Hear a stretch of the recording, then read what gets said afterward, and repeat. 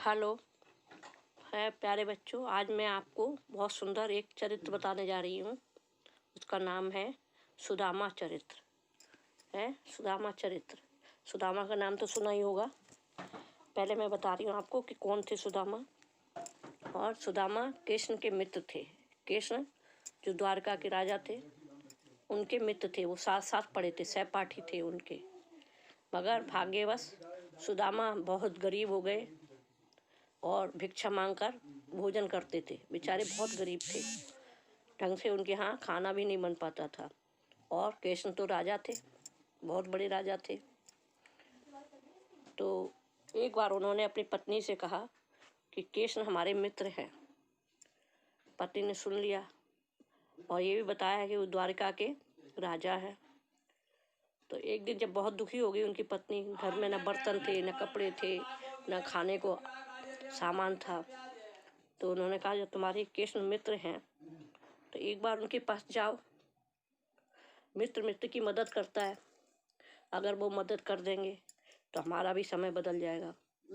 उसने कहा कि अरे भीख भीख भीख मांग कर ही पेट भरना है, पता नहीं वो पहचानेंगे या नहीं पहचानेंगे, बचपन के मित्र हैं। मना कर दिया तो उन्होंने कहा नहीं। उसने भी द्वारका के राजा की, मतलब द्वारकाधीश की बहुत सी बातें सुन रखी थी कि बहुत दयालु है, बहुत करुणा वाले हैं, सबकी मदद करते हैं। तो उन्होंने कहा नहीं, वो तो तुम औरों की मदद कर देते हैं, तुम्हारे तो वो मित्र हैं, तो अवश्य तुम्हारी मदद करेंगे, तुम एक बार उनके पास जरूर जाओ। तो जबरदस्ती उसने सुदामा को कृष्ण के पास भेजा। तो सुदामा बोले कि जाऊं तो मित्र के घर जा रहा हूँ, तो कुछ ले जाने के लिए भी तो होना चाहिए। तो वो गई और पड़ोस से चावल मांग कर लाई और वह तो चावल लेकर आई और उसने वो चावल एक फटे हुए कपड़े में बांध दिए और सुदामा से कहा ये लेके जाओ और ज़रूर वो तुम्हारी मदद करेंगे। अब सुदामा बेचारे संकोच बस जिद करने के कारण वो गए, तो वहाँ उन्हें बड़ा संकोच लग रहा था, पता नहीं कृष्ण पहचानेगा कि नहीं पहचानेगा। बचपन का मित्र अगर अमीर हो जाए तो कोई विश्वास नहीं होता कि, मगर वहाँ जाते हैं तो कैसी हालत है उनकी। कृष्ण के द्वार पर पहुँच जाते हैं द्वारका के, और हालत देखकर कोई उनको अंदर नहीं जाने देता है। हालत कैसी है उसका वर्णन कवि ने बहुत अच्छी तरह से किया है। इसके कवि हैं नरोत्तम दास। उन्होंने लिखा है, शीस पगा न झगा तन में, प्रभु जाने को आही बसे कही ग्रामा। धोती फटी सी लटी दुपटी, और पाए उपान को नहीं सामा। द्वार खड़ो दुज दुर्बल एक, रह्यो चकिसों वसुधा अभिरामा। पूछत दीन दयाल को धामा, बतावत अपनो नाम सुदामा। बड़े अच्छा से वर्णन किया है। द्वारपाल उनको मना कर देते हैं कि तुम अंदर नहीं जाओगे। उनका भेष देखकर कोई भी उनको अंदर जाने नहीं देता। तो कैसा भेष है उनका? है सिर पर न टोपी है, शरीर तन मानत शरीर पर न कोई कपड़ा है। और वो बता रहा है, जाके कृष्ण को बता रहा जाए, हे प्रभु एक व्यक्ति आया है जिसके सिर पर न टोपी है, न शरीर में कोई कपड़ा है, और आपके पास मिलना चाहता है, आपके पास आना चाहता है। और जो एक धोती लपेटे हुए हैं वो भी बहुत फटी और मैली कुचैली है, उसमें भी कुछ नहीं। शरीर पर एक धोती है वो भी बहुत मैली कुचैली और फटी फटाई है। उपाना मतलब जूते, पैर में कोई चप्पल जूते नहीं है। दरवाजे पर खड़ा है, द्वार मतलब दरवाजे पर खड़ा है। दुज मतलब ब्राह्मण है और बहुत कमज़ोर है, बहुत ही दुर्बल है। और इधर उधर चकित से होता हुआ अचंभे से देख रहा है। इधर उधर बड़े बड़े महल हैं उनके, तो बड़े बड़े अटारियाँ हैं, तो उसको देख रहा है, बार बार इधर चकित होकर इधर उधर देख रहा है। और दीनदयाल प्रभु को कहते हैं, कृष्ण को दीनदयाल कहते थे, तो कह रहे हैं दीनदयाल का धाम पूछना चाहता है और अपना नाम सुदामा बता रहा है। ऐसा द्वारपाल ने कृष्ण को बताया कि अति दुर्बल है, शरीर पर कपड़े भी नहीं है, पैरों में जूते भी नहीं है, और आपसे मिलना चाहता है। अपना नाम वो सुदामा बता रहा है। अब आगे देखो ऐसे बेहाल बेआइन सो पग कंटक जाल लगे पुन जोहे। हाहा महा दुख पायो सखा तुम, आए इते दिन किते न खोए। देखी सुदामा की दीन दशा, करुणा करके करुणा निधि रोए। पानी परात को हाथ न छुओ, नैनन के जल सो पग धोए। जैसे कृष्ण ने सुदामा का नाम सुना तो अपने सिंहासन को छोड़ दिया और भागते हुए, सब लोग देख रहे, चकित हो गए कि ये क्या है। भागते हुए उनके पास पहुंच गए और उनको अपने गले से लगा लिया और अपने महलों में लेकर आ रहे हैं। जिस सिंहासन पर खुद बैठते थे उस पर सुदामा को बैठा दिया। सब लोग बड़े चकित हैं, उनकी रानियां भी बहुत चकित हो रही हैं, ये क्या। और वो कह रहे हैं सुदामा से, रो रहे हैं सुदामा से मिलकर कि तुमने कैसा हाल बना रखा है, इतना कष्ट क्यों सहा तुमने, तुम पहले ही आ जाते। ऐसे बेहाल बिबाइन सो, पैरों में बिबाइयाँ फटी हुई हैं, खून निकल रहा है, पग कंटक जाल लगे पुन जोए। पैरों को छू रहे हैं और देख रहे हैं कि कितने कष्ट उठाए। हाय महा दुख पायो सखा, तुमने बहुत सारा दुख पाया है। तुम आए इते न किते दिन खोए, तुम पहले ही आ जाते, क्यों इधर उधर भटकते रहे। कृष्ण बार बार शिकायत कर रहे हैं सुदामा से कि तुम्हें मालूम नहीं था, तुमको पहले ही आना, इतने दिन क्यों इधर उधर भटक रहे, तुम्हें पहले ही हमारे पास आना था है। और सुदामा की दशा देखकर करुणानिधि, भगवान को करुणानिधि भी कहा जाता है, उनके मन में बहुत दया है, बहुत करुणा है। और ऐसा अपने मित्र की दशा देखकर, दीनहीन देखकर वो रोने लगे, बहुत रो रहे हैं। पानी परात को हाथ न छुओ, नहीं नैनन के जल सो पग धोए। पहले लोग जाते थे तो पैर धोए जाते थे, क्योंकि पैदल रास्ता चलते थे, इसलिए पैरों में दर्द होने लगता था, पैर में मिट्टी लग जाती थी, इसलिए पैर धोने का एक प्रचलन था। तो उनके जो वो थे नौकर, वो पानी ले आए परात में भरकर, थाली में, एक बड़ी थाली में पानी ले आए कि इससे पैर धो लो। मगर भगवान ने उसको पानी को छुआ नहीं है, और अपने इतना रोए कि जो आँखों का से पानी निकला, आँखों से आंसू निकले, उससे ही उनके पैर धोए। उसमें एक कारण और था कि जो नौकर पानी लाए थे वो गर्म नहीं था। अगर कोई पैदल चल के जाए तो उसे गर्म पानी से पैर धुलाने चाहिए, तो वो गर्म नहीं था, और आंसू जो होते हैं वो गरम गरम निकलते हैं। इसलिए भगवान ने कहा हमारा मित्र आया है तो हम उसे गर्म पानी से ही पैर धुलाएंगे, जिससे उसको आराम मिल सके। तो आँखों के से जो आंसू निकले उससे ही उन्होंने उसके पैर धोए। बहुत बहुत मतलब दया दिखा रहे हैं, बहुत बहुत रो रहे हैं कि इतने दिन तक तुम क्यों नहीं आए, बार बार शिकायत कर रहे हैं सुदामा से कृष्ण। जब उन्होंने उनको बैठा दिया, उनके पैर धो लिए, तो वो कह रहे हैं कि तुमने शादी आदि की ही नहीं की। तो कह रहे हैं हाँ हमने अपनी शादी की है। तो जानते हैं कि कोई किसी के यहाँ जाता है तो कुछ ना कुछ लेके जाता है। तो वो कह रहे हैं भाभी ने हमारे लिए क्या दिया है। कछु भाभी हमको दियो, सो तुम काहे न देत, चाँप पोटरी कांख में रहे, कहो कही हेतु। वो कह रहे वो समझ गए कि इनके पास कुछ है। तो वो कह रहे हैं भाभी ने जो तुम्हें दिया है वो छिपा क्यों रहे हो, वो मुझे दो है। उस पोटली को बगल में क्यों दबा रहे हो। सुदामा इतने मतलब कमज़ोर थे कि उनके बगलों में बहुत बहुत जगह थी, मांस था ही नहीं, हड्डियाँ थी। तो वो पोटली को बगल में दबा रहे थे कि इतने बड़े राजा महाराजा, बहुत बड़े बड़े महल हैं, दास दासियाँ हैं, बहुत सारी रानियाँ हैं, तो अब क्या करें, इनको ये चावल कैसे दें। चावल देने में उनको बहुत शर्म आ रही थी, तो वो चुपचाप दबा रहे थे। कृष्ण समझ गए और कृष्ण ने कहा जो भाभी ने हमें दिया है वो हमको देते क्यों नहीं हो, है क्यों छिपा रहे हो उस पोटली को, हमको दो तो है। तो सुदामा और सब पका गए कि कैसे हम ये पोटली दे, और शर्म के मारे और छिपा रहे हैं और उसको दुबका रहे हैं। आगे चना गुड़ मात दये, ते लाए लए तुम चाब हमें नहीं दीने, श्याम कहो मुस्काए सुदामा सो, चोरी की बान में हो जू प्रवीणे। है कृष्ण सुदामा को बचपन की बात याद दिलाते हैं, कहते तुम तो चोरी करने में चतुर हो है।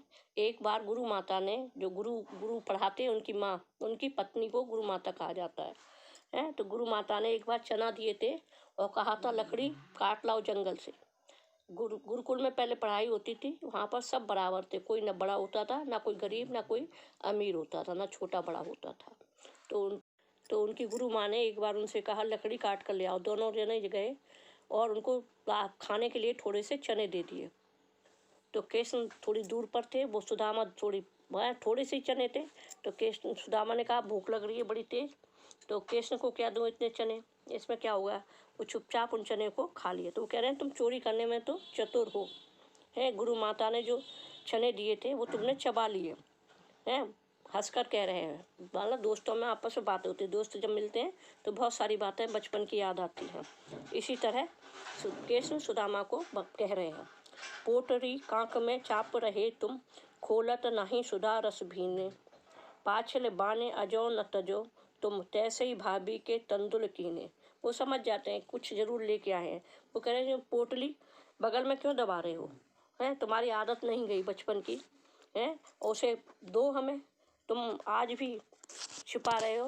भाभी ने जो कुछ दिया है वो समझ गए कि भाभी ने कुछ दिया है। तंदुर मतलब चावल है। वो कह रहे जो चावल दिए हैं वो तो अंतर्यामी है भगवान, तो है तो चावल दिए वो हमें दो, तुम छुपाओ मत। तुम आज भी चोरी की बात को छोड़ नहीं रहे हो, है इसीलिए वो मन में सोच रहे हैं कृष्ण कि चोरी करने के कारण ही तुम्हारी ये दशा हुई, और आज भी तुम चोरी करना नहीं छोड़ रहे हो। जब तक उन्होंने चावल नहीं ले लिए सुदामा से, तब तक बार बार उनसे कह रहे हैं कि हमें वो चावल दो, और सुदामा को उन्होंने छीन लिए। सुदामा नहीं दे रहे हैं, तो उन्होंने जबरदस्ती सुदामा से वो पोटली छीन ली। और अब आगे देखो, वह पुलक्कन वह पुलकिन वह उठ मिलन, वह आदर की बात, वह पठवन गोपाल की कछु न जानी बात, है वो उनसे बहुत अच्छे से मिल रहे हैं और सुदामा को भोजन वोजन कराया, बैठाला, और अब सुदामा एक दिन रुक गए हैं। मगर कृष्ण अब उनकी हिम्मत नहीं पड़ रही है कृष्ण से मांगे। कृष्ण खुद ही जान गए हैं कि बहुत गरीब है, और वो मन ही मन सोच रहे हैं। और ज़्यादा दिन नहीं रुके, क्योंकि उन्होंने सोचा ज़्यादा दिन रुकने से मित्रता में बाधा आती है, मित्र के यहाँ कमी समय रुकना चाहिए। तो वो चलने को तैयार, दूसरे दिन चलने को तैयार हो जाते। जब वो चलने लगते हैं तब भी कृष्ण ने उन्हें कुछ नहीं दिया। तो मन ही मन सोच रहे हैं कि जबरदस्ती मेरी औरत ने मुझे भेज दिया यहाँ पर, अब देख ले, है जो अपने घर में था उसी से गुजारा करना चाहिए, और ये इतना बड़ा राज समाज है इनका, इन्होंने हमें कुछ नहीं दिया है। उन्होंने जबरदस्ती भेजा कि जाओ जाओ, है बहुत मतलब खुशी से भेज रही थी, है और यहाँ पर आकर कुछ भी नहीं हुआ। और ये राज समाज इनके लिए है, हमारे लिए नहीं है। हम तो जैसे आए थे वैसे ही जा रहे हैं। सुदामा समझ नहीं पाए कि कृष्ण ने हमें कुछ दिया है या नहीं दिया, और वो कह रही है कि अब मैं जाकर उसे बताऊंगा अपनी पत्नी को कि कितना धन लेकर आया हूँ, जबरदस्ती मुझे यहाँ पर भेज दिया है। इस तरह नहीं भेज आना चाहिए। वो मन ही मन में संकोच कर रहे हैं कि आने से क्या फ़ायदा हुआ, इतना समय बर्बाद हुआ और कोई फ़ायदा ना निकला। वह पुलकन वह उठ मिलन, वह आदर की बात, वह पठवन गोपाल की कछु न जानी बात, घर घर का ओरत फिरे तनक दही के काज, का भयो जो अब भयो हरि को राज समाज, हो आवत नाही तो बाही पठो ठेल, अब कहे समझाए के बहुधन धरो सकेल। वो कह रहे हैं अपना जो कुछ अपने पास हो उसी में संतोष करना चाहिए है। अब मैं कहूँगा जाकर कि बहुत सारा धन कह रहे जबरदस्ती भेज दिया हमको, और यहाँ पर आकर कुछ नहीं मिला। वो समझ नहीं पा रहे हैं कि कृष्ण ने हमें कुछ दिया है या नहीं दिया। हाथ तो खाली है, जैसे आए थे वैसे ही जा रहे हैं। आगे कहते हैं, वैसोई राज समाज बने, राज बाज घने मन संभ्रम छायो, कैंधों पर्यो कहूँ मार्ग भूल के फिरे मैं अब द्वारिका आयो, है मैं अब कभी भी द्वारका नहीं आऊँगा। कोई रास्ता भले ही भूल जाऊँ मगर द्वारका कभी नहीं आऊँगा। इतना बड़ा राज समाज होते हुए भी उन्होंने मुझे, मन में सोच रहे विचार कर रहे हैं कि मुझे कुछ नहीं दिया, अब मैं कभी नहीं आऊँगी। भौन बिलोके बे को मन लोचत, सोचत ही सब गांव मझायो, पूछत पांडे फिरे सब सौ, पर झोपड़ी को कहूँ खोज न पायो। ऐसे सोचते हुए रास्ता चलते आते हैं और धीरे धीरे अपने गांव में आ जाते हैं। है। भगवान तो सबके मन की बात जानते हैं, सुदामा की मन की जानते। सुदामा कुछ नहीं चाहते थे, वो सिर्फ भगवान का भजन करना चाहते थे हैं। और उनकी पत्नी जो थी उसका नाम सुशीला था, वो चाहती थी कि हम भी अमीर बने, तो भगवान ने उसको अमीर बना दिया। सुदामा अपने गांव आ रहे हैं तो वहाँ पर उनकी जो झोपड़ी थी टूटी फूटी, वो झोपड़ी नहीं दिखाई दे रही है। अब वो गुस्सा हो रहे हैं और खोजते फिर रहे हैं कि हमारी झोपड़ी कहाँ चली गई। कह रहे अच्छे हम द्वारका गए, अब तो हम पता नहीं रास्ता भूल गए हैं, यानी कहीं दूसरी जगह आ गए, फिर से द्वारका आ गए हैं। जैसे द्वारकापुरी थी वैसे ही और उनकी झोपड़ी को, उनके गांव को बदलकर कृष्ण ने बहुत सुंदर, बहुत अच्छा, जैसे द्वारका थी वैसे ही सुंदर महल बना दिए, वैसे ही गांव बसा दिया है। और सुदामा खोजते फिर रहे हैं कि हमारी झोपड़ी कहाँ गई, क्या मैं लौटकर भूल तो नहीं गया, कि लौटकर द्वारका आ गया हूँ। सबसे पूछ रहे हैं। पांडे मतलब ब्राह्मण को पांडे भी कहते हैं, द्विज भी कहते हैं, तो पूछ रहे हैं। हाँ, तो पूछ रहे हैं बार बार है और कह रहे हमारी टूटी फूटी झोपड़ी नहीं दिख रही है, कहाँ चली गई, बहुत दुखी हो रहे हैं। क्या वह टूटी सी छाछी हती, कह कंचन के अब धाम सुहावत, कह पग में पनही न हती, कह लो गज राज हूँ ठाड़े महावत, भूमि कठोर पे रात कटे, कह कोमल सेज पे नींद न आवत, कह जुरतो नहीं कौंधों सवा, प्रभु के प्रताप ते दाख न भावत। सुदामा जी पहले तो झोपड़ी नहीं ढूंढ पा रहे हैं, तो उनकी पत्नी आती है, वो देख लेती है ऊपर से कि सुदामा जी आए हुए हैं, तो आकर उनको बहुत सुंदर सजी हुई है। अब वो पतली दुबली गरीब नहीं है, अच्छे अच्छे वस्त्र आभूषण पहने हैं, बहुत सारे गहने पहने हुए हैं, और उनको ले जाती है कि यही अपना घर है। सुदामा कहते हैं नहीं नहीं, ये हमारा घर नहीं हो सकता। वो जबरदस्ती उन्हें ले जाती है और उन्हें अच्छे अच्छे सोफों पर बैठालती है, पलंग पर बैठालती है, और उन्हें अच्छे अच्छे भोजन कराती है। सुदामा बड़े चकित है कि ये सब क्या हो गया, हमारी टूटी फूटी झोपड़ी कहाँ चली गई है। वहाँ पर अब सोने के महल बन गए हैं। पैरों में जूते भी नहीं थे, अब क्या नाम, दरवाजे पर रथ और हाथी खड़े हुए हैं, पैदल चलने की ज़रूरत ही नहीं है। और ये सब कैसे हो गया। अब उन्हें सुंदर सुंदर गद्दे हैं, सुंदर सुंदर बेड पड़े हुए हैं उनके घर में, मगर उनको नींद नहीं आ रही है, वो बेचैन है, क्योंकि उनको तो आदत थी ज़मीन पर सोने की। वो कह रहे हैं ऐसे कैसे हो गया, भगवान ने इतना सब कुछ दिया और हमें पता ही नहीं चल पा। बहुत दुखी हो रहे हैं कि हे कृष्ण, मैंने तुमको बहुत बुरा भला कहा है कि तुमने हमें कुछ नहीं दिया, और तुमने इतना सब कुछ दिया, अब मैं क्या करूं, मैं फिर से तुमसे मिलना चाहता हूं। है, बार बार रो रहे हैं, उस पर भी उनको चैन नहीं पड़ रहा है। वो कहते हैं हम जैसे गरीब थे वैसे ही, नींद नहीं आ रही है उनको, अच्छे अच्छे गद्दों पर लेटे हुए हैं मगर नींद नहीं आ रही है। सुशीला समझा रही है, उसकी पत्नी समझा रही है कि भगवान ने अब तो सब कुछ दिया है, अब राज करो।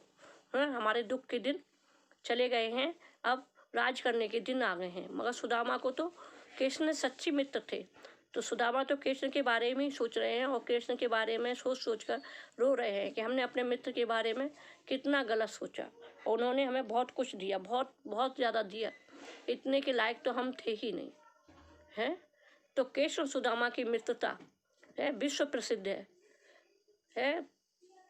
मित्र हो तो ऐसा होना चाहिए जैसे कृष्ण सुदामा। कृष्ण ने सुदामा की बहुत मदद की और गरीबी में भी उनको गले लगाया है। अगर अपना मित्र कभी दुखी हो तो हमें उसका तिरस्कार नहीं करना चाहिए, बल्कि उसे प्रेम से बैठालकर बात करनी चाहिए। अगर वो गलत रास्ते पर भी, मित्र अगर गलत रास्ते पर भी चला जाए तो उसके साथ नहीं छोड़ना चाहिए। ऐसा नहीं है सब लोगों ने उसको साथ छोड़ दिया। तो मित्रता तो वही होती है, मित्रता सबसे बड़ा संबंध होता है। मित्र से कभी कोई दुराव छिपाव नहीं करना चाहिए और उसे ना मुसीबत में उसका साथ देना चाहिए, ना कि उसका साथ छोड़ देना। उसे समझाना चाहिए और उसको हर संभव उसकी मदद करना चाहिए। मतलब मित्र एक ही मित्र की तरफ से नहीं, दोनों तरफ से होता है। एक दूसरे के दुख सुख में साथ देना चाहिए।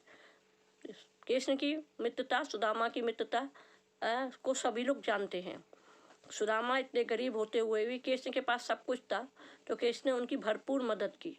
इसी तरह हमें अपने मित्र की एक मदद कर, मतलब हर संभव मदद करनी चाहिए। मित्र से बढ़कर कोई संबंध नहीं होता है, और जिसके पास अच्छा मित्र होता है उसका जीवन बड़ा सुखमय बीतता है। और वो सुखी रहता है। तो ये कविता है, ये कृष्ण सुदामा की मित्रता की कविता है। हमें भी अपने मित्र का हमेशा साथ देना चाहिए। ठीक है, थैंक यू।